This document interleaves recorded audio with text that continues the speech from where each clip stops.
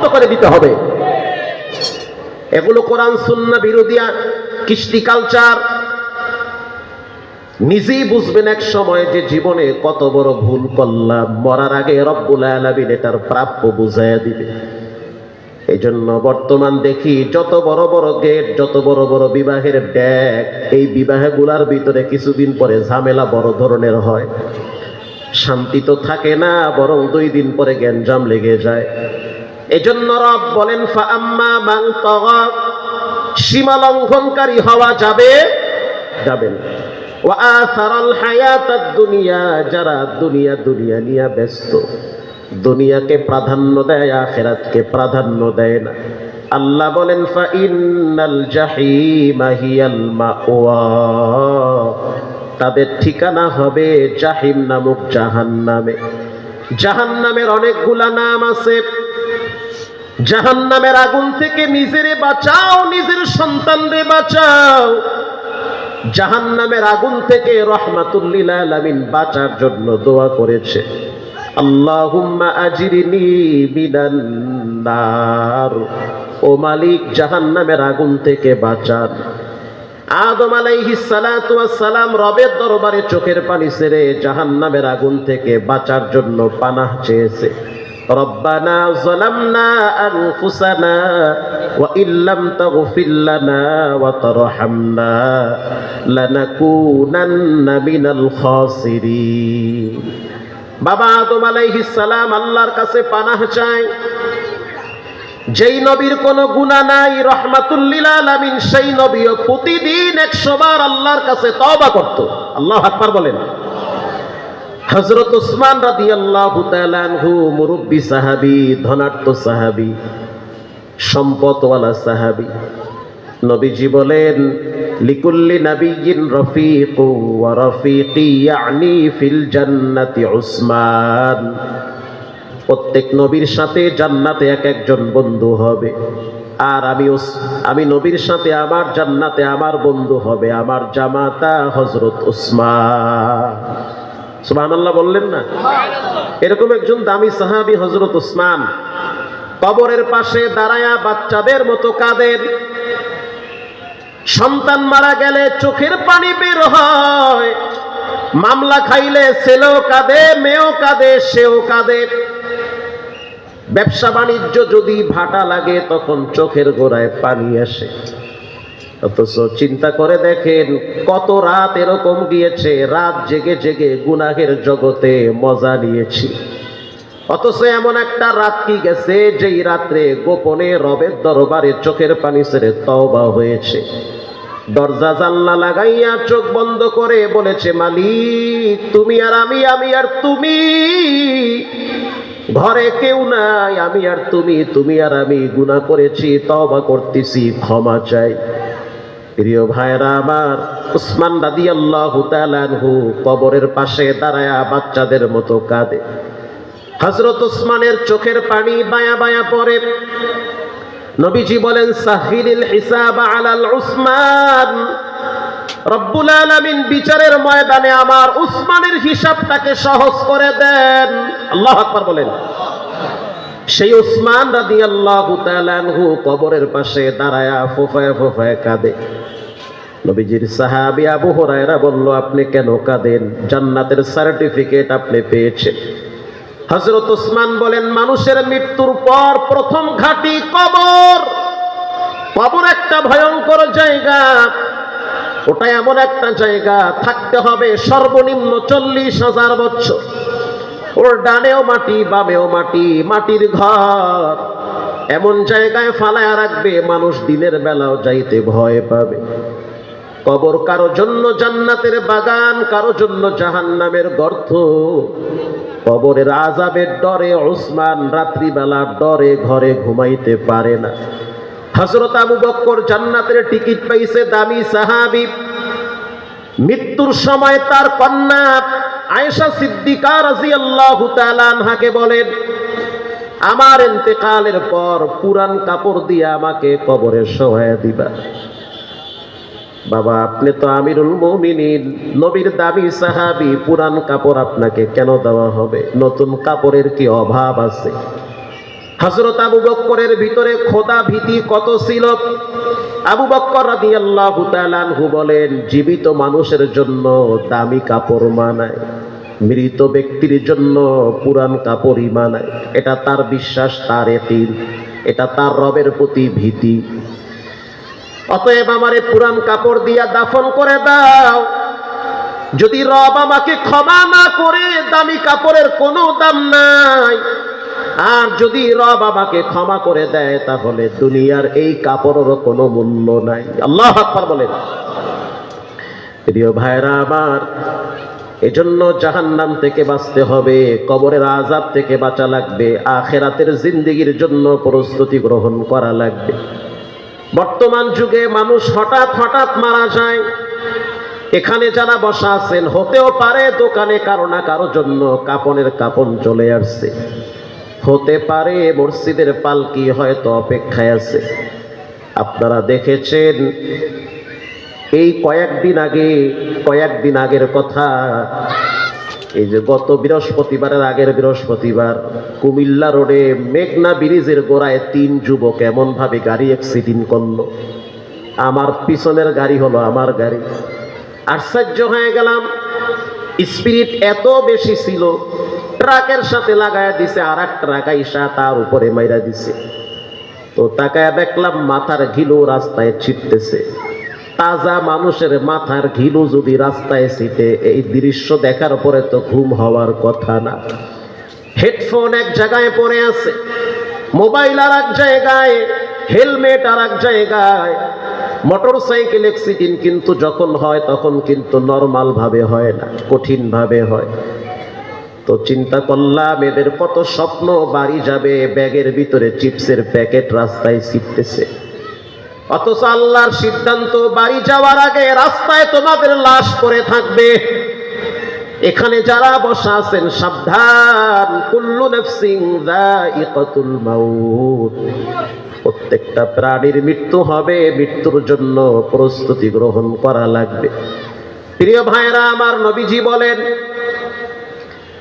ইযা উদিআল মাইয়িতু ফি কবরিহি জাআল কুরআনু ইনদা রাসি। একটা মানুষকে যখন কবরে সময় দেওয়া হয়, ওই মানুষটার তখন আপন বলতে কেউ থাকে না। বর্তমানে এমন একটা যুগ চলতেছে, আরে নিজের মাইয়া পোলাই তো দোয়া করতে চায় না। বাবার লাশ কবরে রাইখা সন্তানরা আইসা জাগা জমি নিয়ে মারামারি করে। কথা কন না কা? হ্যাঁ, 100 বার ঠিক, কইলো ঠিক না কইলো ঠিক, মারামারি করে, দোয়াও করে না। 2-3 দিন ছেলেরা দেখি মাথায় টুপি দিয়া মসজিদে যায়, এরপরে দেখি টুপিও নাই, হেও নাই। মানে বাবায় মারা গেছে, কয়েকদিন মন দুর্বলের পরে মন শক্ত হয়ে যায়, এরপরে বাবার বাড়ি নিয়ে মারামারি কারাকারি শুরু হয়।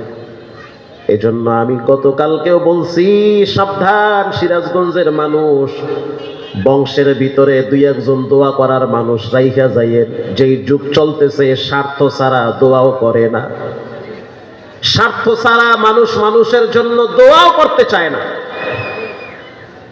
জুমার নামাজের পর ইমাম সাহেব যদি বলে দোয়া আছে বসে, পাবলিক যদি দেখে তবারক আছে তো বসে, তবারক নাই তো বসে না। তো দোয়াও তো করতেছে না, আপনি যাইবেন কে বললে? এজন্য আমি বলি, ছেলে মেয়েদেরকে দিন শিখান, কোরআন শিখান, 2-1টা ছেলে মেয়েকে আলেম বানান। দোয়া করার জন্য দূরের মানুষ লাগবে না, দোয়া করার মানুষ আপনার ঘরে তৈরি হয়ে যাবে। আপনার মেয়ে ডাক্তার হবে, প্রফেসর হবে, ছেলেটা ইঞ্জিনিয়ার হবে, অবশ্যই হবে। কিন্তু প্রাথমিক 3টা বছর তাকে দিন শিখানোর জন্য, হালাল হারাম শিখানোর জন্য, আল্লাহ এবং রসুলকে চিনানোর জন্য নুরানিতে পড়ানো লাগবে, পড়াইতেই হবে। তা না হলে আপনি কোনো রাস্তায় শান্তি পাবেন না। আমাদের বরিশালের ভাষায় একটা কথা বলে, কাঁচায় না লুইলে বাঁশ, পাকলে করে ঠাস ঠাস। কি ঠিক না? কাদা যদি ওয়ালে লাগাল লেগে যায়, ওই কাদাটা শক্ত হয়ে গেলে ওয়ালে মারলে লাগে না, ভরে পইরা যায়, ওটা লাগে না। বাচ্চারা হলো কাদার মতো। বাচ্চারা সাধারণত মা বাবাকে দেখা দেখা শিখে। বাপ যদি বাচ্চার সামনে বিড়ি টানে, লেখা নেন, এক সময় সন্তান বাবার সামনে গাঁজা টানতে পারে। বাচ্চা শিখতেছে। বাপ যদি ছেলের সামনে আতর লাগায়, পরীক্ষিত এগুলা, দেখবেন ছেলেটা ছোট থেকে আতরের নেশায় বড় হয়। বাপ যদি ছেলের সামনে মেসওয়াক করে, দেখবেন বাচ্চাও বলে আমার জন্য মেসওয়াক আনবা। বাবায় যদি ফজরের টাইমে মসজিদে যায়, মা যদি ফজরের টাইমে জাগ্রত হয়ে নামাজে দাঁড়ায়, কসম খোদার ওই ঘরের ছেলে মেয়েরা বেনামাজি হইতে পারে না। কিন্তু মা তো রাত্র 2টা পর্যন্ত কিরণমালা জি বাংলা নিয়ে ব্যস্ত। বাবায় তো সার মানুষ, 3টায় ঘুমায়, 10টায় উঠে। আর ছেলে তো নেশা খায়া ঘরের ফ্রিজ ধইরা ঠেলে। কথা কন না কেন? ঠিক কথা এটা। এজন্য ছেলে মেয়েকে রব চিনান, রসুল চিনান। যেই ছেলে মেয়ে নবী চিনে না, কোরআন চিনে না, ইসলাম চিনে না, সালাম পারে না, কিবলা চিনে না, মেসওয়াক চিনে না, টুপি দাড়ি চিনে না, লেখা নেন সামনের দিন কঠিন আসতেছে, এক সময় ছেলে মেয়ে মা বাবাকেও চিনবে না। চিনে না মা বাবাকে। আমি বাস্তব কথা বেশি বলি। এই যে মতিঝিলের পাশে একটা এলাকার নাম হলো নন্দীপাড়া, আছে না? তো এখানে কয়েকটা প্রতিষ্ঠান আছে, খুব নামি দামি প্রতিষ্ঠান, যেমন মার্কাজুল ফুরকান, দামি প্রতিষ্ঠান, সচিবের ছেলে পড়ে, অনেক টাকা লাগে ভর্তি হইতে। ডিআইজির ছেলে মেয়ে পড়ে মাদ্রাসায়। তো মাদ্রাসার প্রিন্সিপাল সাহেবের যেটা মূল শাখা, সেটা হলো আবার মসজিদের পাশে, যেখানে আমি জুমা পড়াই, জিলবার মসজিদ। তো প্রিন্সিপাল সাহেব আমারে বলল, ভাই দুঃখের কথা বলবো কি, একটু দেখেন। সে আমাকে সিসি ক্যামেরার ফুটেজ দেখাইতেছে। ছোট্ট একটা বাচ্চা তার মাদ্রাসায় পড়ে, বাচ্চার মা আয়েশা বিচার দিল, হুজুর আমার ছেলেটা আমার গায়ে হাত দেয়। ছেলেটার বয়স হলো 7 বছর। কত বছর? 7 বছরের পোলা আমারে মারে। এটা কি সুখের সংবাদ না দুঃখের সংবাদ? ওস্তাদ বলল, বাচ্চা মানুষ হয়তো দুষ্টামি করে। কয় না না, দুষ্টামি করে না, ওর জিদ উঠলে চোখ রাঙ্গায়। এটা তো খুব খারাপ লক্ষণ। মাঝে মাঝে টিভির রিমোট দিয়া ওর বাবার মাথায় বাড়ি মারে। এটা তো আরো জটিল ব্যাপার। ওস্তাদ চিন্তায় পড়ে গেল, কি করা যায়। বাচ্চাটারে কাছে ডাকলো, ওরে চকলেট দিল, চিপস দিয়া বলল, বাবা তুমি কি তোমার মায়ের গায়ে হাত দাও? বলে হাত দিই। বাবার গায়ে হাত দাও? বাবার লাগে শক্তিতে পারি না, তারপরও মাঝে মাঝে রিমোট মাথায় ঠিককে মারি। আচ্ছা কেন মারো? ওস্তাদ জি আমার অনেক জিদ উঠে যায়, আমার অনেক জিদ উঠে যায়। জিদ বুঝেন আপনারা? মানে অনেক রাগ উঠে। ওস্তাদ চিন্তায় পড়ে গেল, হয়তো গোড়ায় কোনো ঝামেলা থাকতে পারে। ওস্তাদ বলল, বাবা তোমার দাদা দাদি কোথায় থাকে, গ্রামে না ঢাকায়? বাচ্চা বলল, আমার দাদা দাদি মাদ্রাসায় পড়ে। অকয় কি? তোমার দাদা দাদি কোন মাদ্রাসায় পড়ে? বলে গাজীপুরে। কোন মাদ্রাসায়? বলে বৃদ্ধাশ্রমে। এটা কোনো কাল্পনিক কাহিনী না। এই যে আপনাদের পাশে নন্দীপাড়ার কথা, বেশি দূরের নামে হলে জুয়া পড়াই। উস্তাদ বলল, তুমি কি দেখার জন্য যাও? বলে উস্তাদ জি মাঝে মাঝে যাই বাবার সাথে। যখন আমি দাদির কাছে যাই, দাদি আমারে জড়ায় ধইরা কপালে চুমা দিয়া কান্দা দেয়। আমার দাদি বলে, ও নাতি, তোমার বাপ আমার সাথে যেই ব্যবহার করলো, এই ব্যবহারটা তুমি তোমার মায়ের সাথে করবা না। আমি আমার দাদার সাথে দেখা করার জন্য যাই, আমার দাদার চোখের গোড়ায় পানি লেগে থাকে, সারাদিন শুধু কান্দে। আমার দাদা দাদি দুইজনে অসুস্থ, বিছানায় প্রস্রাব করে দেয়, এজন্য মা বাবা দুইজনে মিলে বৃদ্ধাশ্রমে রেখে আসছে। এবার ওস্তাদ বলল, তুমি তোমার মায়ের দিনের বেলায় কয়বার মারতা? কয় একবার। কয় এখন থেকে 3 বার মারবা। সকালে একবার বাটাম দিবা, দুপুরে আর একবার দিবা, সন্ধ্যায় আর একবার দিবা। পারবা? হ্যাঁ পারবো। ও টিভি উঠাইয়া বাবার মাথায় জোরে মারবা, যেন জাগায় ইন্নানিল্লাহ হয়ে যায়। কথা কন না কা? ওই ফ্রিজ ধইরা এমন জোরে আসার মারবা যেন 6 টুকরা হয়। যেই ঘরে মা বাবার জায়গা হয় না ওই ঘরটা গুড়ায় দেওয়া দরকার। ওটা কিসের ঘর? ও ছাত্রর গার্জিয়ান শুনেন, কামা তাদিনু তুদানু, যেমন কর্ম তেমন ফল। নিজের মা বাবারে বৃদ্ধাশ্রমে রাইখা সন্তানের কাছ থেকে ভালো আশা করা বোকামি ছাড়া কিছুই না।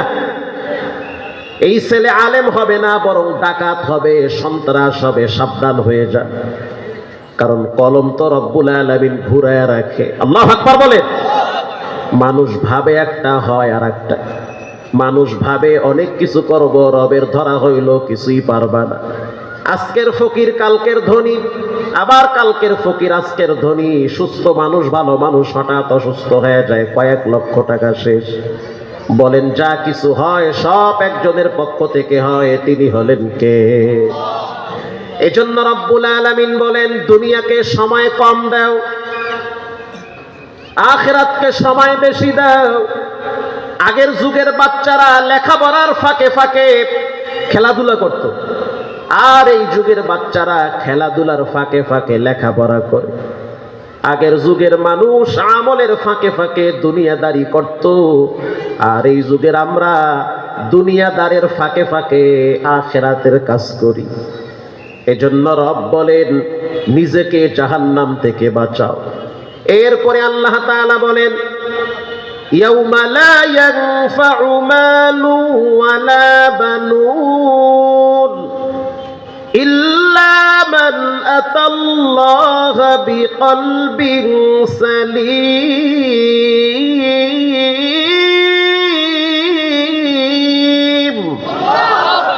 কি চমৎকার কথা!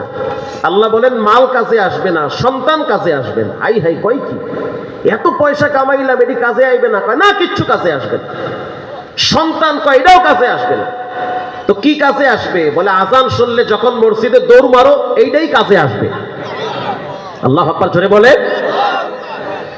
প্রিয় ভাইরা আমার, এবার রব্বুল আলামিন বলেন ওয়া আম্মা মান খাফ, যারা আমারে ভয় পায়, গুনাহ থেকে নিজেরে বাঁচায়, চাইলে টেবিলের নিচ দিয়া লক্ষ টাকার ব্যান্ডিল হাতে নিতে পারে, কিন্তু নেয় না, দেখে কে? চাইলে একটা মেয়ের সাথে গোপনে সম্পর্কে করতে পারে, সুযোগ আছে, স্বাধীনতা আছে, করে না। ইন্নী আখাফুল্লাহ, দেখেন কে? পৃথিবী বিখ্যাত একজন জালেমের নাম ছিল কিফিল। চরিত্র হলো নারীদের সাথে জেনা করা। লক্ষ লক্ষ টাকার মালিক, যৌবনটাকে পার করতেছে গুনাহের জগতে। আমি বলি নাই, বলেছেন শ্রেষ্ঠ নবী, মায়ার নবী, রাহমাতুল লিল আলামিন। কিফিলের চরিত্র হলো সুন্দরী রূপসী নারীদের সাথে এনজয় করা। এটা মানুষের একটা চরিত্র। এই চরিত্রকে যারা নিয়ন্ত্রণে রাখতে পারবে তাদের ঠিকানা হবে জান্নাতুল ফেরদাউসে। কিফিলের সামনে একজন নারী দাঁড়ায় গেছে। কিফিল, আমি এই মহল্লার একজন সুন্দরী নারী, বিপদে পড়েছি, কিছু টাকা ধার দাও। হাদিসে আসছে।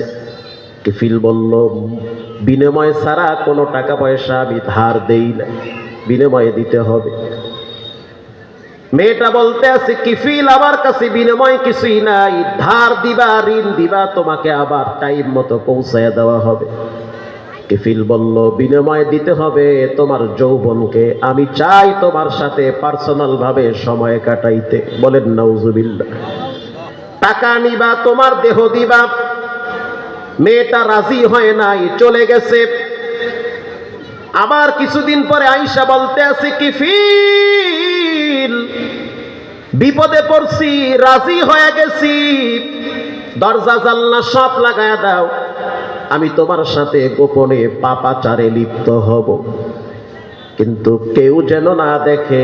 সমাজে আমার একটা ইজ্জত আছে, এটা গোপন পাপ। গোপন পাপ মানুষকে গোপন ভাবে ধ্বংস করে। গোপন পাপ মানুষের মর্যাদা নষ্ট করে। আবার গোপন ইবাদত, গোপন আমল মানুষের সম্মান ইজ্জত বাড়ায় দেয়। আল্লাহু আকবার বলেন। কিফিল যখন বলল কোনো সমস্যা নাই, কেউ দেখবে না, দরজাও লাগাইছি, জানলাও লাগাইছি, ছিদ্রগুলা লাগায় দিছি, পৃথিবীর কেউ দেখবে না, তুমি আমি যেটা করব। হাদিস শরীফে আসছে, কিফিল যখন মেয়েটার শরীর থেকে কাপড় সরায় ফেলাইছে, যখন কাপড় সরাইলো, মেয়েটার চোখের পানি বায়া বায়া গড়ায় গড়ায় পড়ে, চেহারা মলিন হয়ে গেছে, ভীত সন্ত্রস্ত হয়ে গেছে। কিফিল আর সহ্য হয়ে গেল। আনন্দের সময়, এনজয়ের সময় যদি এরকম মন খারাপ থাকে তাহলে তো ভালো লাগবে না। কি তোমার দুঃখ টাকা আরো বাড়ায় দিব, তারপরেও মনক্ষুণ্ণ হওয়া যাবে না। তুমি কেন কাঁদো, তোমার চোখের গোড়ায় কেন পানি? মেয়েটা বলে, আমি কাঁদি না, কে যেন আমারে কাঁদায়। কে তোমারে কাঁদায়? বলে, ইন্নী আখাফুল্লাহ, আমি একজনকে সবচেয়ে বেশি ডরাই, যিনি রাত্রেও দেখে দিনেও দেখে, তিনি হলেন কে? কিফিলের কলিজার ভিতরে কে যেন একটা হাতুড়ি দিয়া বাড়ি মারছে। মেয়েটা আবার বলল, কিফিল, যেই মাটিতে তুমি আমারে শোয়াইলা, এই মাটি কিন্তু রবের সাথে কথা বলবে। ইয়াউমা ইদিন তুহাদ্দিসু আখবারাহা, মাটি একদিন আল্লাহর সাথে কথা বলবে। মাটির নিচে যা আছে সব একদিন উঠায় ফেলাবে। মাটি বড় কঠিন জায়গা, দুই পাশ দিয়ে এমন করে চাপ মারবে, হাড্ডি ভেঙ্গে চুরমার করে দিবে। কিফিল বলল, তোমার সাথে আমি এই মুহূর্তে খারাপ কাজ করব না। আল্লাহু আকবার বলেন। ওই সময় গুনাহ থেকে বেঁচে থাকাটা অনেক কঠিন। নিজের হাতে মেয়েটার শরীরে কাপড় ফিক্কা মারছে, লয়া যাও, টাকাও লাগবে না, বাইতে যাও গা। মেয়েটা যাওয়ার সময় বলতে আছে, আল্লাহ, পূর্ণ স্বাধীনতা থাকার পর যেই যুবক আমার সাথে জিনা করলো না, রব্বুল আলামিন তারে হেদায়েত না দিয়া কবরে পাঠাবা না। মেয়েটা বাড়ি চলে গেল, হেদায়েতের মালিককে।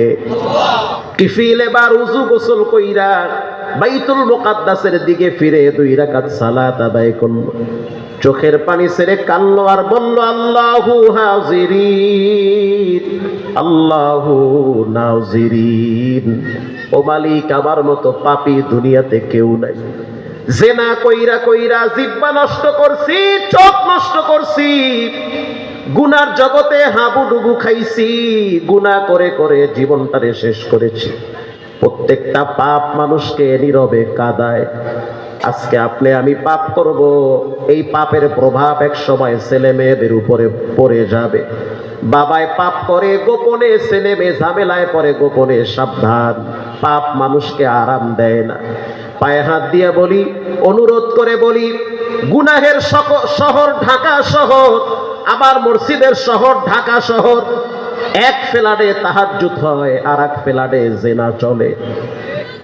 এক ফ্ল্যাটে আজান হয়, আর এক ফ্ল্যাটে নর্তকীদের নাচ চলে। তবে মনে রাখতে হবে, যার হিসাব তাকেই দেওয়া লাগবে, যার আমল তার কাছে, যার আখলাক তার কাছে। সবাই যদি ল্যাংটা হয়ে নাচে, আমার নাচা যাবে না, কারণ আমার তো গায়রতার, মর্যাদার, সম্মান আছে। কে কি করলো, কে কি ভাবলো দেখার সময় নাই। নিজের হিসাব নিজে মিলান। হাসিবু ক্বাবলা আন তুহাসাবু, নিজের হিসাবটা আগে মিলায় ঘুমাইয়া। সকালবেলা মরণ হয়ে যেতে পারে। কিফিল আল্লাহর দরবারে অনেক কান্নাকাটি করল। আল বুকাউ মিন খাশিয়াতি, আল্লাহর ডরে চোখের পানি যদি বের হয়, হাদিসে আসছে কিয়ামতের ময়দানে সব আমল ওজন দেওয়া হবে, কিন্তু চোখের পানির ওজন হবে না। চোখের পানির বিনিময়ে জাহান্নামের আগুন নিবানো হবে। আল্লাহু আকবার বলেন। রাসূল বলেন, মান বাকা মিন খাশিয়াতিল্লাহ হারামাল্লাহু তিলকাল আইনা আলান নার। যেই চোখ দিয়া রবের ডরে পানি বের হয়, ওটা জাহান্নামে যাবে না। কিফিল আল্লাহর দরবারে অনেক কান্নাকাটি করলো। লাশ পড়ে আছে, রবের অর্ডার হয়ে গেছে, জান কবজ করো। আল্লাহর কি কুদরত, ওখানেই তার জানটা বের হয়ে গেছে, মারা গেছে। এলাকার মানুষ বলতে আছে, খারাপ মানুষ মইরা গেছে, জানাজা হবে না। সমাজের ভিতরে সবচেয়ে ঘৃণিত ব্যক্তি মইরা গেছে, লাশ গাঙ্গে ভাসায়া দাও। আল্লাহ এত বান্দারে ফালায়া দিতে পারে না। গোপনে কি হয়েছে কেউ দেখে নাই, দেখেছেন কে? মানুষকে কখনোই খারাপ বলে দূরে ঠেলে দিবেন না, কখনোই তুচ্ছ তাচ্ছিল্য করবেন না, কারণ বান্দার সাথে গোপনে আল্লাহর কন্টাক্ট হয়ে গেছে। তুমি যদি গোপনে কাঁদো, আমার ওয়াদা তোমারে ক্ষমা করে দিব। বামে ডানের মানুষ টের পাবে না যে তোমারে আমি মাফ করছি, ওরা সবাই মনে করবে খারাপ, কিন্তু আমার কাছে ভালো তুমি। আল্লাহ রাব্বুল আলামিন দরওয়াজার সামনে লেখা উঠায়া দিছে, কদ গফারাল্লাহু লিল কিফিল। পৃথিবীর মানুষ তোমরা বলেছো কিফিল খারাপ, আমি রব বললাম তওবা আর চোখের পানির কারণে জিন্দেগীর সব গুনাহ মাফ করে দিয়েছি। আরো জোরে বলেন সুবহানাল্লাহ। প্রিয় ভাইরা আমার, এজন্য জাহান্নাম থেকে যদি বাঁচতে হয় তাহলে আপনাকে প্রতিদিন 5 ওয়াক্ত সালাত আদায় করা লাগবে। অনেক যুবক বলতে পারেন, হুজুর আমি খারাপ কাজ করি, করেন, এটা আপনার ব্যাপার, কিন্তু নামাজ ছাড়া যাবে না। যত অপরাধ করেন নামাজ ছাড়া যাবে না। হুজুর আমার লঙ্গি ঠিক নাই, না থাকুক, তারপরেও নামাজ পড়া লাগবে। যত কঠিন সিচুয়েশনে থাকেন, যত কঠিন সময়ে পার করেন, নামাজ ছাইরেন না। নামাজ ছাড়লেন মানে রবের দয়ার থেকে দূরে চলে গেলেন। নামাজ ছাড়লেন মানে হঠাৎ মৃত্যুর জন্য রেডি হন। হঠাৎ মৃত্যু মানে অনেকের কালিমাটাও মুখে আসে না, গাড়ির চাকার সাথে জান চাইতে থাকে। হঠাৎ মরণ থেকে যদি বাঁচতে চান, নিয়মিত নামাজ আদায় করে। এই যে পরশুদিন আপনারা দেখছেন একটা মাদ্রাসার ছাত্র তাহাজ্জুদের টাইমে রুকুতে গিয়া তার জান বের হয়ে গেছে। তাহাজ্জুদের সময় গোটা পৃথিবী দেখছে, সমস্ত নিউজ করা হয়েছে চ্যানেলগুলার ভিতরে। তাহাজ্জুদের নামাজ চলতেছে মাদ্রাসায়। যারা হেফজখানায় হাফেজ হইতে চায় তাদেরকে ফজরের আজানের আগে উঠা লাগে, ঠান্ডার ভিতরে কম্বল ফালাইয়া তারপরে কোরআন মুখস্থ করা লাগে। 10-15 জন বাচ্চা, ছোট ছোট বাচ্চা নামাজে দাঁড়ায় আছে। ছোট একটা বাচ্চা 11 বছর বয়স, রুকুতে যাওয়ার পরে আর দাঁড়াইতে পারে না। একজনে যখন পিছন থেকে হাত দিল, ঢইলা পইরা গেছে। তাকায়া দেখলো শ্বাস বন্ধ হয়ে গেছে, নামাজের রুকুতেই তার মৃত্যু হয়েছে। কি মরণ যুবক, তোমার আমার মরণ কোথায় হবে চিন্তার বিষয়। এই যে কয়েকদিন আগে ভূমিকম্পে ধাক্কা মারল, তারপরেও তো সোজা হই নাই। উচিত ছিল নামাজের টাইমে সব কাজ ফালায়া মসজিদে যাওয়া। এরপরে ধাক্কা হবে ভয়ঙ্কর ধাক্কা। বিল্ডিং এর চিপায় যদি মাওলায় চায়, মারমু না, বাঁচামু না, কইরা থাকো 1 সপ্তাহ। জান বেরো হবে না, থাকবেও না, পানিও খাবা না, কেউ দেখবেও না, তো উপায়টা কি? যারা গত 2 সপ্তাহ আগে ভূমিকম্পের ধাক্কায় ঘর থেকে বেরিয়ে গিয়েছে, অনেকেই হয়তো ফজরও পড়ে নাই। 10টার সময় টের পাইছে বিল্ডিং কাঁপছে, দৌড় মারছে। আল্লাহ না করুক ওই দিন যদি কিয়ামত হয়ে যেত, কারণ কিয়ামত তো শুক্রবার হবে, কথা কন না কা? ওই দিন যদি কিয়ামত হইতো, তাহলে তোমার জীবনের ফজরের নামাজ নাই, তার মানে তোমার জীবনের ভবিষ্যৎটা অন্ধকার। হাদিস শরীফে আসছে, বউ বাচ্চা যদি মইরা যায়, ঘরে যদি আগুন লাগে, এতটা ক্ষতি হয় না। একটা মানুষ যখন ইচ্ছা করে নামাজ ছেড়ে দেয়। এজন্য আজ থেকে পাক্কা নিয়ত করে নেন, জীবনে কোনোদিন নামাজ ছাড়বো না, হারাম খাবো না, মা বাবার সাথে বেয়াদবি করব না, ওস্তাদের সাথে বেয়াদবি করব না। 3টা জায়গায় কখনোই বেয়াদবি করবেন না। 1 নম্বরে কখনোই মা বাবার সাথে বেয়াদবি করবেন না। মা যদি খারাপ হয় তারপরেও মা সাউন্ড করতে পারবেন না। বাপ যদি চরিত্রহীন লম্পট হয়, তারপরও বাপ সে আপনার কাছে সম্মানের পাত্র। মা বাবার ব্যবহার যদি খারাপ হয়, তারপরেও আপনার শক্তি সামর্থ্য আর অধিকার নাই তাদের সাথে ব্যবহার খারাপ করা। আপনার জান্নাত জাহান্নাম ডিপেন্ড করে মা বাবার উপরে। বাইতুল্লাহর ইমাম হতে পারেন, লাভ নাই যদি মায়ের সাথে সম্পর্ক খারাপ থাকে। আর মা বাবার সাথে সম্পর্ক ভালো থাকলে ওরে মরার টাইমেও তো কলেমাটা মুখে আসবে। জীবনে মা বাবার সাথে বেয়াদবি করব না, ইনশাআল্লাহ বলেন। জীবনে কোনোদিন ওস্তাদের সাথে বেয়াদবি করব না। স্কুল হন, স্কুলের হোক, কলেজের হোক, ভার্সিটির হোক। ওস্তাদ শিক্ষক যদি হিন্দু হয়, তারপরেও শিক্ষক, সে আপনার মাথার তাজ সম্মানের পাত্র। শিক্ষক যদি উল্টা পাল্টাও করে, বিচার সরকার করবে, আপনি করতে চাইয়েন না, আপনি ফাঁকে যান। শিক্ষক যদি 9-6 করে, শিক্ষক যদি 2 নম্বরই করে বিচার করবে আদালত, আপনি ডাইরেক্ট অ্যাকশনে যাইয়েন না। 3 নম্বরে আলেমদের সাথে বেয়াদবি করবেন না। ওইটা আগুন, ওটা ভয়ঙ্কর জায়গা, ওখানে হাত দিলে হাত পুইরা যায়। আল্লাহর রাসূল বলেছেন বেয়াদবি করবা না, কইরো না। এই আলেম ভালো লাগে না, দূরে চইলা যান, কাছে যায়েন না। ওনারে ভালো লাগে না, ফাঁকে যান। হেরে ভালো লাগে না, সালাম দিয়েন না, দূরে যান। কাছে গিয়া এরপরে বেয়াদবি করবেন, এটা খুব খারাপ জিনিস, এটা করা যাবে না। এজন্য আজ থেকে তওবা করে নেই, জীবনে হারাম খাবো না, পারলে উপকার করব, না পারলে ক্ষতি করব না, মা বাবার সাথে বেয়াদবি করব না। দিলটা যদি ভালো হয় তওবার নিয়াইতে 2টা হাত আল্লাহকে দেখায় দাও। নারায়ে তাকবীর। আয় আল্লাহ হাতগুলা কবুল করে নেন। জীবনে একবার বাইতুল্লাহর গিলাফের সাথে লাগায় দেন আল্লাহ।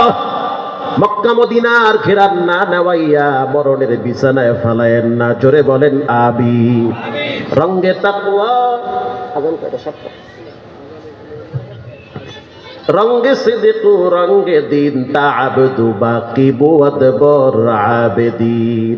এতক্ষণ যা কিছু বললাম আল্লাহ আমি সহ আপনাদেরকে আমল করার তৌফিক দান করেন, গুনাহমুক্ত জীবন দান করেন। আরো জোরে বলেন। 3টা কাজ করবেন জীবনে, লাভবান হবেন। শেষ, আমি ইনশাল্লাহ বিদায় নিব।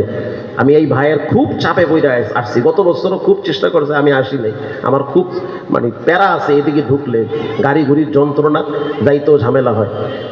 3টা কাজ কখনোই ছাড়বেন না। 1 নম্বরে সালাম সব সময় দিবেন, ইনশাল্লাহ বলেন।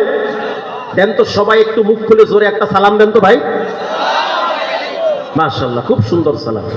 স্ত্রীকে সালাম দিবেন, মা বাবাকে সালাম দিবেন। আপনার স্ত্রীও তো সালামের হকদার। আপনি যেমন বাহিরে কষ্ট করেন, সেও তো ঘরে কষ্ট করে। যার ঘরে 3টা বাচ্চা আছে, ওই ঘরের স্ত্রী তো মোটামুটি আধা পাগল হয়। অনেক প্যারা, চুলার গরম, বাচ্চা কাচ্চার গরম, আপনার গরম, 3 গরম তার সামলাল লাগে। এজন্য সালাম দিবেন, দেখবেন মেজাজ অর্ধেক ঠান্ডা হয়ে যাবে। 2 নম্বরে মেসওয়াক করবেন। মেসওয়াক চিনেন আপনারা? এটা সুন্নত, নবীজির সুন্নতকে তুচ্ছ মনে করবেন না, মেসওয়াক করবেন। নবীজির জীবনের শেষ আমল ছিল মেসওয়াক।